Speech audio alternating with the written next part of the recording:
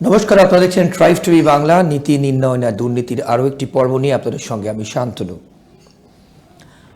আপনারা জানেন যে এই নীতি নির্ণয় না দুর্নীতিতে আমরা কিন্তু আমাদের সমাজের এবং এই মুহূর্তে দাঁড়িয়ে বাংলায় যা যা দুর্নীতি হচ্ছে সেই সব দুর্নীতি নিয়ে আমরা এই অনুষ্ঠান করে থাকি এবং বিভিন্ন অতিথিরা আমাদের সঙ্গে থাকেন এবং বিশ্লেষণ করে আপনাদের সামনে তাদের বিশ্লেষণ আমরা তুলে ধরি। আপনাদের মনে আছে যে 2016 সালের এসএলএসটি অর্থাৎ চাকরিহারা শিক্ষক এবং শিক্ষিকা যারা আছেন তারা আগামী 14ই জুলাই নবান্ন অভিযানের ডাক দিয়েছেন। আগামী 14ই জুলাই 14 জুলাই নবান্ন অভিযানের ডাক দিয়েছেন। মুখ্যমন্ত্রীর সঙ্গে তারা সাক্ষাৎ করতে চান। এই স্টুডিওতেই চাকরিহারা শিক্ষক এবং শিক্ষিকারা আমরা আমাদের অন্য পর্বে এনেছিলাম। আপনারা দেখেছিলেন, প্রচুর মানুষজন দেখেছিলেন সেই অনুষ্ঠান, সেই পর্ব, এবং তাতে তারা আগামী দিনের কি পরিকল্পনা, কি করতে চান, বিভিন্ন রকম দিক থেকে কিন্তু আমরা প্রশ্ন করেছিলাম। আজকেও আমাদের আজকের পর্বেও আমরা এমন একজন চাকরিহারা শিক্ষককে আপনাদের সামনে নিয়ে এসেছি যে এই আন্দোলনের অন্যতম মুখ, যাকে আপনারা প্রায় সংবাদ মাধ্যমে দেখে থাকেন, এবং তার থেকে আরও অনেক কিছু কিন্তু আমরা আজকে জানবো এবং আপনাদেরকে জানাবো তাদের আগামী দিনের পরিকল্পনা এবং যা যা তাদের বক্তব্য, যা বলতে চান। আপনাদের সঙ্গে পরিচয় করে দেব। আমার বাঁদিকে বসে আছেন মেহবুব মণ্ডল, চাকরিহারা শিক্ষক এবং এই আন্দোলনের অন্যতম মুখ। মেহবুববাবুর যদি পরিচয় একটু দিয়ে দিই আপনাদেরকে। মেহবুববাবু বাংলা অর্থাৎ বাংলা ভাষার শিক্ষক, ধোসা চন্দনেশ্বর এনসি হাই স্কুলের বেঙ্গলি টিচার অর্থাৎ বাংলা শিক্ষক। মেহবুববাবু, আপনাকে ট্রাইব টিভি বাংলা স্টুডিও স্বাগত এবং নীতি নির্ণয় না দুর্নীতি অনুষ্ঠানে আপনাকে স্বাগত। আপনাদের এসএলএসটি চাকরিহারা শিক্ষকদের মধ্যে ইতিমধ্যেই 3 জন এখানে এসছে এবং সেই অনুষ্ঠান প্রচুর মানুষ দেখেছেন। প্রথমে আপনাকে জিজ্ঞেস করব, 14ই জুলাই আপনারা নবান্ন অভিযান, মুখ্যমন্ত্রীর সঙ্গে সাক্ষাৎ কেন, এবং সবথেকে বড় প্রশ্ন যেটা আমি শুরু করব, যে কে আপনাদেরকে বলল এরকম? মানুষজনের কাছে ইতিমধ্যেই মানুষজন বলছেন, বিভিন্ন রকম খবরাখবর আসছে সূত্র মারফত। কে উস্কোচ্ছে আপনাদের নবান্ন অভিযান করতে, বলুন তো?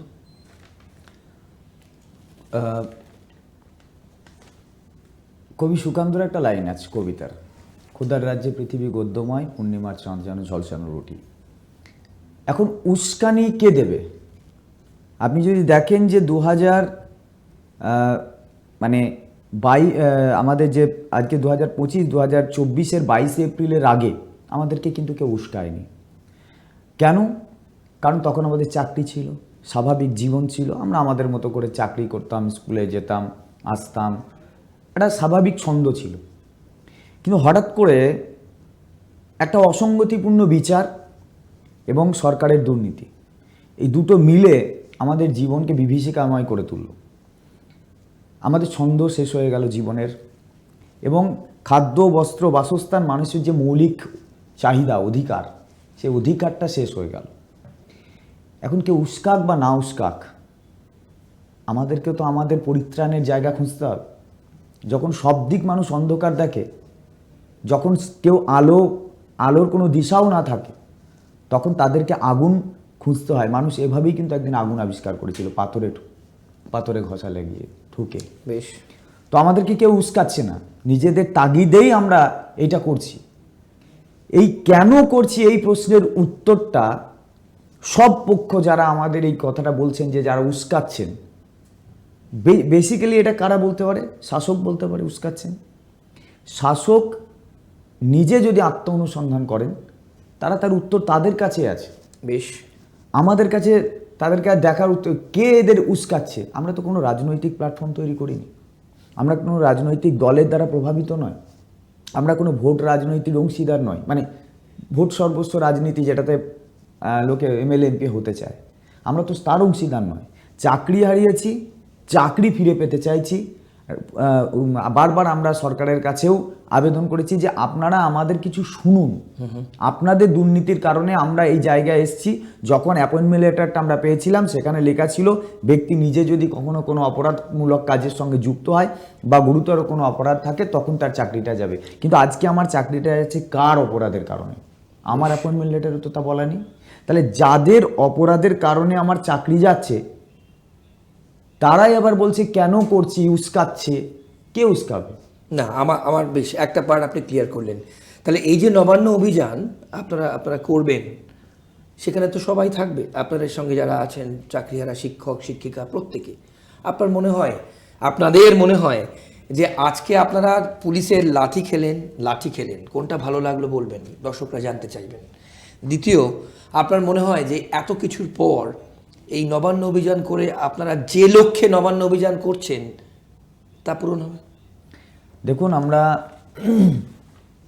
যারা আজকে শিক্ষক, যার সঙ্গে আমরা দেখা করতে চাইছি, মাননীয় মুখ্যমন্ত্রীর সঙ্গে বা ধরুন শিক্ষামন্ত্রীর সঙ্গে দেখা করতে চেয়েছি, এই মানুষগুলোকে যখন নির্বাচন হয় তখন আমরাই প্রিজাইডিং অফিসার থাকি, আমরাই পোলিং অফিসার থাকি, আমরাই আবার কাউন্টিং অফিসার থাকি এবং তাদেরকে বসানোর জায়গাটা তো বসানোর জায়গার যে দায়িত্বগুলো আমরা পালন করি। তার মানে আপনি স্বীকার করলেন যে আজকে বর্তমান সরকার যে ক্ষমতায় আছেন আপনাদের অবদান অনেকটাই, এটাই আপনি ইনডাইরেক্টলি বললেন। একদম, কারণ একটা গণতান্ত্রিক এবং সাংবিধানিক দেশের মধ্যে যেহেতু আমরা বাস করি, কাঠামোর মধ্যে বাস করি, তাই সরকারি কর্মচারীদের নির্বাচন করানোর দায়িত্ব নির্বাচন কমিশন দেয়। একদম। তাহলে আমরা সেগুলোকে দায়িত্ব নিয়ে পালন করি। জনগণ গণতান্ত্রিক উপায়ে নির্বাচন করেন সরকারকে, এবং সরকারের কাজ কি? জনগণতান্ত্রিক সরকারের কাজ হচ্ছে জনগণের চাহিদাকে দেখা এবং নীতি নির্ধারণ করা। নীতি নির্ধারণ হয় সমাজ এবং দেশকে সুস্থভাবে পরিচালনার জন্য। সেখানে ঘুষের বিরুদ্ধে আইন তৈরি হয় পার্লামেন্টে এবং বিধানসভায়।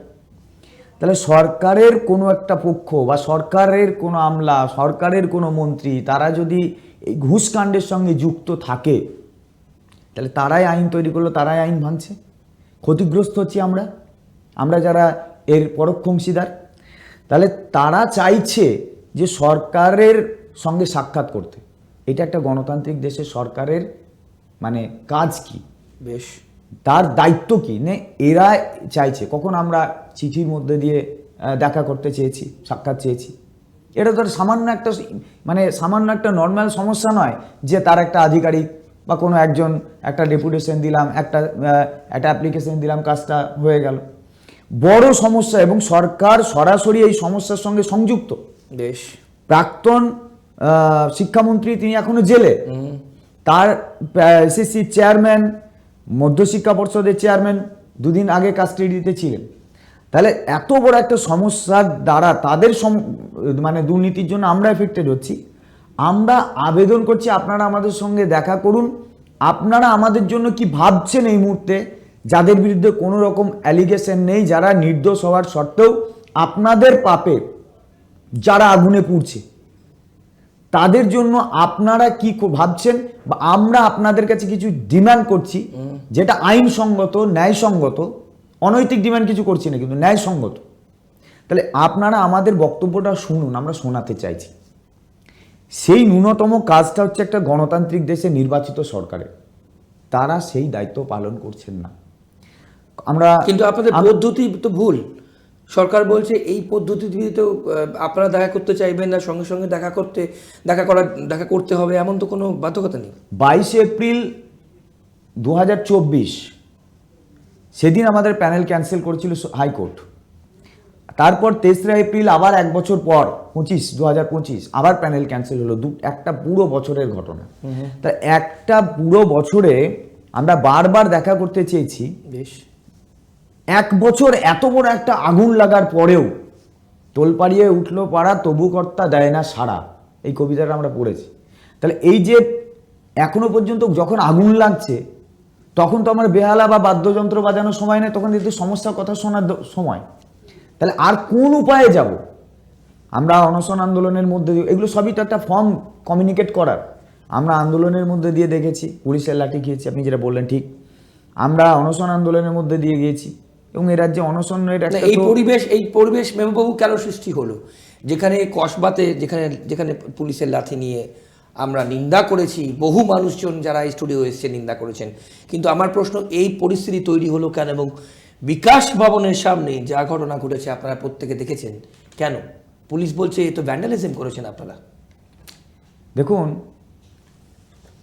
সব জিনিসের একটা সীমা থাকে। এ রাজ্যের ক্ষমতার পালাবদল ঘটেছিল যখন, তখনও কি সীমা, তার থেকেও কি সীমা লঙ্ঘন ঘটেছে? ন্যাশনাল হাইওয়ে কি আমরা কোনো ব্লক করেছি? আমরা কি ট্রেনে আগুন জ্বালিয়েছি, বাসে আগুন জ্বালিয়েছি? এত বড় যখন অরাজক পরিস্থিতি তৈরি হয়ে গেল, এটা যদি বাঙালিদের মধ্যে না হতো, বাঙালি শিক্ষক না হয়ে যদি অন্য রাজ্যের শিক্ষক হতো, এতক্ষণ ওয়েস্ট বেঙ্গলের মধ্যে আগুন জ্বলে যেত।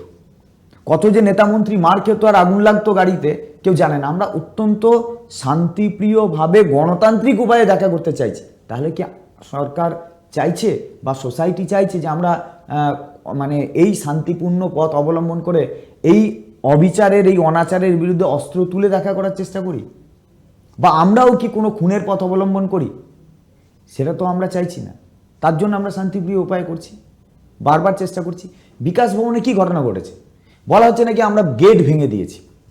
মিথ্যা কথা বলা হচ্ছে। আপনারা ছিলেন, দেখুন বিকাশ ভবনের যে এত মাস 7 দিন ধরে বসে আছে রাস্তার সামনে, আপনি দেখা করুন। আরে ভগবানের সাক্ষাৎ পাওয়া যায়, লোকে বলে ভগবানের সাক্ষাৎ পাওয়া যায়। শিক্ষামন্ত্রী দেখা করতে পারলেন না একবার? সেই সময় কেন দেখা করলেন না? 7 দিন ধরে বসে থেকে মানুষ তো খুব বিক্ষুব্ধ হয়ে বিকাশ ভবনের মিছিলের দিকে এগিয়ে গিয়েছিল। সেখানে কি হয়েছিল? সেখানে তো চাকাটা শুধু সরে গিয়েছিল। এতগুলো মানুষ, লোহার এত মোটা একটা গেট বলছে ভেঙে দেওয়া হয়েছে। মিথ্যা কথা বলা হচ্ছে। কিন্তু যদি গেটটা ভেঙে দেওয়া হয়, তাহলে আবার একটা প্রশ্ন আসে, কিন্তু তাহলে কি ওই গেট নির্মাণের পিছনেও কি কোনো দুর্নীতি ছিল? কোন মেটেরিয়ালস দিয়ে, কোন টেন্ডার, কাকে টেন্ডার দিয়ে এই গেটটা তৈরি করা হয়েছিল যে এত বড় লোহার গেট 5 জন ঠেলচার ভেঙে গেল? তাহলে ওখানেও সিন্ডিকেট আছে নাকি? না, আপনি মেহবুববাবু এক্ষুনি একটা কথা বললেন যে যে সবার সাক্ষাৎ পাওয়া যায়, কিন্তু শিক্ষামন্ত্রীর সাক্ষাৎ বা ভগবানের সাক্ষাৎ পাওয়া যায়, শিক্ষামন্ত্রীর সাক্ষাৎ পাওয়া যায় না। মুখ্যমন্ত্রীর ক্ষেত্রে কি একই কথা বলবেন? একদম একই কথা বলছি। কবে থেকে তো আমরা সাক্ষাৎ করতে যাই? কিন্তু মানবিক মুখ্যমন্ত্রী আপনারাই তো নির্বাচিত করেছিলেন। নির্বাচিত করে তো সমস্ত জনগণ। গণতান্ত্রিক সরকার, গণতান্ত্রিক অনেক বড় রোল ছিল সেই ভোটে, মানুষ কিন্তু তাই বলছেন। হ্যাঁ, আমরা যেহেতু প্রিজাইডিং অফিসার ছিলাম, আমরা যেহেতু পোলিং অফিসার ছিলাম, আমরা সরকার নির্বাচনের জন্য যে কাজগুলো সেগুলো মানে আমরা সমস্ত নিজে হাতে করেছি। একদম। এবং আগামী দিনেও যদি কোনো সরকার আসে আমাদেরই করতে হবে, যদি আমরা চাকরিতে থাকি।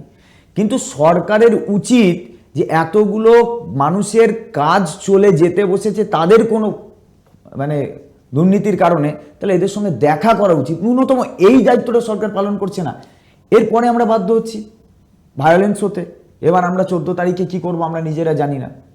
কি করবেন 14 তারিখে? কি প্ল্যান? আপনারা বলেছেন নবান্ন অভিযান, মুখ্যমন্ত্রীর সঙ্গে সাক্ষাৎ, যা আপনারা ইতিমধ্যে সোশ্যাল মিডিয়াতে দেখুন অনেক শান্তিপ্রিয় মানুষজন দেখছেন। অনেক শান্তিপ্রিয় পথ তো আমরা অবলম্বন করেছি, অনেকভাবেই করেছি।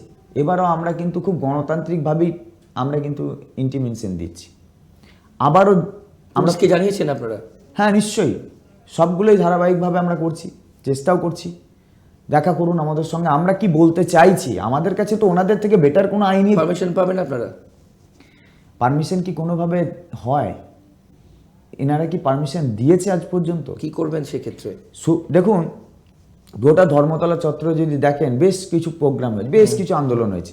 আপনি দেখবেন আমাদের এসএসসিরও অনেক আন্দোলন হয়েছে, আর ডি আন্দোলনে হয়েছে, আপার প্রাইমারি আন্দোলন হয়েছে, গ্রুপ ডি গ্রুপ সি আন্দোলন হয়েছে, রাজ্য গ্রুপ ডি আন্দোলন হয়েছে। একটা আন্দোলনও সাধারণ পুলিশ পারমিশনের মধ্যে দিয়ে বসেছে আপনি দেখাতে পারবেন না। সবগুলোই কী হয়েছে, কোর্ট থেকে পারমিশন নিয়ে আসতে হয়েছে। তার মানে কি, যে সাংবিধানিক অধিকার এটা আমার শান্তিপূর্ণ সহাবস্থান করা বা মিছিল করা, পুলিশ সেটাতেও পারমিশন দেয় না। তার মানে পুলিশ অসাংবিধানিক কাজ করছে। তাহলে কার ইনস্ট্রাকশনে করছে? সরকারের ইনস্ট্রাকশনে করছে। তাহলে গণতান্ত্রিক এবং সাংবিধানের অধীনে থাকা সরকার তারা পারমিশনই দিতে চায় না। তাহলে যখন আমি আমার আইন মানে সংবিধান তারা ভাঙছে, তাহলে আমি যখন সেই সংবিধানকে বলবৎ করার জন্য বা সেই সংবিধানকে মানে পাচ্ছি না বলে, সাংবিধানিক অধিকার পাচ্ছি না বলে রাস্তায় নামছি, তখন আর কি পারমিশন? তখন ওটাই আমার পারমিশন যে তুমি আমাকে আমার মানে অধিকার পাইয়ে দিচ্ছ না, তা আমি বাধ্য হয়ে সেইভাবে করে না। সেক্ষেত্রে আপনারা কি করবেন? 14 তারিখে হয়তো একটা জায়গা পর্যন্ত আপনারা যেতে পারবেন, মিছিল করতে পারবেন, যে তারপর তো পারবেন না। সেক্ষেত্রে আপনাদের যে ওভারঅল পরিকল্পনা তো ব্যাঘাত ঘটবে। কি করবেন তারপর? 14 তারিখটা আসুক, 14 তারিখটা এলে হয়তো অন্য কিছু হতে পারে। এতদিন পর্যন্ত তো আমরা বললাম যে অন্য রাজ্যের শিক্ষকরা হলে এই শান্তিপূর্ণভাবে কাজগুলো করার চেষ্টা করতো না। বেশ, আমরা বারবার শান্তিপূর্ণ কোনো বার্তা দিতে চাইছেন সরকারকে এর মাধ্যমে? নিশ্চয়ই 100% বার্তা দিতে চাইছি। আমরা এখনো শান্তিপ্রিয় আছি, আমরা জানি না তো আমাদের ভবিষ্যৎ কি। আমি সেই প্রশ্নই পড়তাম। আপনি বলুন না যে এত আপনারা যারা যারা এখনো পর্যন্ত একটা বড় অংশের মানুষ দেখবেন অসামাজিক হয়ে উঠেছে। প্রথমে তার জীবন ভালো ছিল, লাইফস্টাইল ভালো ছিল, আমাদেরই মতো হয়তো তাদের হাতে পেন ছিল, চক ছিল, রাস্তা ছিল বা অন্য কিছু ছিল, তারা বাধ্য হয়েছে অস্ত্র ধরতে, তারা বাধ্য হয়েছে অ্যাগ্রেসিভ হতে। এবং আপনি এটাও জানবেন যে যত মানে বড় বড় কর্মকাণ্ড হয়েছে সব শিক্ষিত মানুষের দ্বারা এবং ডিপ্রাইভ হওয়ার কারণে। তো হতে পারে আমরাও ভায়োলেন্স হয়ে গেলাম, হতেই পারে, কারণ আমরা তো আস্তে আস্তে সহ্যের সীমা হারিয়ে ফেলছি না। বেশ মেহবুববাবু, 31 তারিখের পর, 31শে ডিসেম্বরের পর আপনার তো ডেডলাইন 31শে ডিসেম্বর, তারপর কি অন্য কোনো প্রফেশনে যাবেন? দেখুন, অনিশ্চিত ভবিষ্যৎ। ইতিমধ্যে আপনারা জানবেন যে 2জন শিক্ষক শিক্ষিকা সুসাইড অ্যাটেম্প করেছিলেন। ইতিমধ্যে 3জন শিক্ষক হতাশ হয়ে মানে এই এই এই আঘাতটা সহ্য করতে না পেরে মারাও গিয়েছেন। আমরা জানি না কি করব 31শে ডিসেম্বরের পর। প্রফেশন চেঞ্জ আপনি দেখবেন একটা আপনি বললেন বলে আমার মাথায় এলো, কোভিডের সময় দেখবেন যে মানুষটা বাস চালিয়ে খেত, বাসের ড্রাইভার ছিলেন, বাস যখন বন্ধ হয়ে গেল তখন সে সবজি বিক্রেতা হয়ে গেল, রিক্সা চালাতে শুরু করলো। যে হয়তো একটা ছোট কোম্পানিতে চাকরি করতো, কোম্পানি বন্ধ হয়ে গেল, সে এসে মাছ বাজারে মাছ বিক্রি করতে শুরু করলো। প্রফেশন চেঞ্জ হয়ে গেল। এই ভূঁইফোর রাজনৈতিক নেতাদের কোনো প্রফেশন চেঞ্জ হয়নি। বড় কথা বলেন। তাদের কিন্তু কোনো প্রফেশন চেঞ্জ হয়নি, কোনো চেঞ্জ হয়নি, কারণ তারা জানে তারা কোন স্ট্রাকচারের মধ্যে আছে। এবং আপনি দেখুন বড় বড় শিল্পপতিদের কোনো প্রফেশন চেঞ্জ হয়নি, এদের প্রফেশন চেঞ্জ হয়েছে। আমরাও এখন এমন পর্যায়ে, আমরাও এখন এরকম কোনো একটা প্যান্ডেমিক সিচুয়েশনের মধ্যে দিয়ে যাচ্ছি। একটা ক্যান্সার পেশেন্ট, সে যদি জেনে যায় যে ডাক্তার বলে দিয়েছে 3 মাস পর্যন্ত তুমি বাঁচবে, তো 3 মাস আমার আতঙ্কে মরে যাওয়ার মতো অবস্থা। এখন একটা বড় অংশের শিক্ষক শিক্ষিকা 31 তারিখের মধ্যে শুধু এটা ভাবছে যে আমার 31 তারিখের পরে কী হবে। 31 তারিখের পরে প্রফেশন অনেক কিছু হতে পারে। হতে পারে যে তারই মৃতদেহ কোনো একটা মেডিকেল কলেজের কঙ্কালের জায়গা দখল করলো, সে নিজে মানে কি প্রফেশনে যাবে জানা যায়নি। কারণ প্রচুর শিক্ষক শিক্ষিকা আছে 7 বছর 8 বছর চাকরি করার পর যে তারা আবার অন্য কোনো জায়গায়, এখন তাদেরকে আবার নতুন করে অগ্নি পরীক্ষা দিতে হবে। এটা একটা ভয়ঙ্কর একটা অগ্নি পরীক্ষা। এবং আমি একদম সরাসরি বলি, যে জাজমেন্টটা আমাদের দেওয়া হয়েছে না, এই জাজমেন্ট একটা মৃত্যু পরোয়ানা, নতুন কোনো প্রফেশনে আসার ইঙ্গিত নয়, মৃত্যু পরোয়ানা দেওয়া হয়েছে। এবং যিনি বিচারক, যিনি এই জাজমেন্টটা দিয়েছেন, ভুল বিচার করেছেন। একটা খুব গ্রামের মোড়ল এর থেকে ভালো বিচার করতে পারতো, যেখানে সমস্ত ইনভেস্টিগেশন বলেছে এটা একদম একদম আমি সুপ্রিম কোর্টে সরাসরি বলছি, আমার বিরুদ্ধে যা কিছু হতে পারে, এই জাজমেন্টটা নিয়ে আমরা শুধু মানে আমরা আইনিভাবেই বলছি অখুশি। পুরো প্রত্যেকটা ছত্রে ছত্রে জাজমেন্টটা ভুল আছে। সে বিচারপতি বা যিনি বিচারপতি আছেন, তিনি একদিন ল পাস করেছিলেন, তো তাকে 7 বছর পরে যদি আবার ল পাস করতে বলা হয়, পাস করে তিনিই হয়তো পাস করে দেখাতে পারবেন না। 7 বছর পরে এখন বলা হচ্ছে 2 মাসের মধ্যে একটা অত বড় সিলেবাস পড়ে আবার নতুন করে আমাকে পরীক্ষা দিতে হবে। হ্যাঁ, পরীক্ষা দেবো, 100 বার দেবো। প্রথমে আপনি তো আমাকে দোষী প্রমাণ করুন, তবে তো আমাকে শাস্তি দেবেন। আমাকে দোষী প্রমাণ করতে পারলো না সুপ্রিম কোর্ট, কিন্তু আমাকে শাস্তি দিল। কাদের সঙ্গে? দোষীদের সঙ্গে।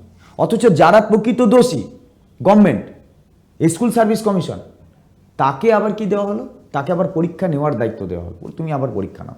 এখানে মেহবুববাবু আমি দুটো প্রশ্ন জিজ্ঞেস করব। গ্রুপ সি গ্রুপ ডির ক্ষেত্রে কিন্তু মুখ্যমন্ত্রী ভাতা বলেছিলেন, এবং তারপর কোর্টের জন্য কোর্ট যা রায় দিয়েছিলেন সে ভাতা বন্ধ হয়ে গেল, ভাতা দেওয়া যাবে না।